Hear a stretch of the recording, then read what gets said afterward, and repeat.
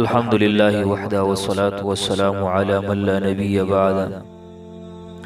معزز سامعینو، کداسې څوک وي چې هغه مار خوړلی یا لړم چیچلی د داسې سړي د پاره دم یاد کړي د قرآن کریم آیات نودي أن بورك من في النار ومن حولها وسبحان الله رب العالمين د سوره نمل اتم نمبر آیت دی. دغه آیت کریمه با چې څنګه څوک مار وخوړ یا لړم وچیچ فورا به د آیت کریمه ووي او په هغې باندې به دم کې د زهر و اثر به الله تبارک وتعالی ختم کی او دی انسان تبا د دغه زهرو تکلیف نه راحت او سکون ملاو شي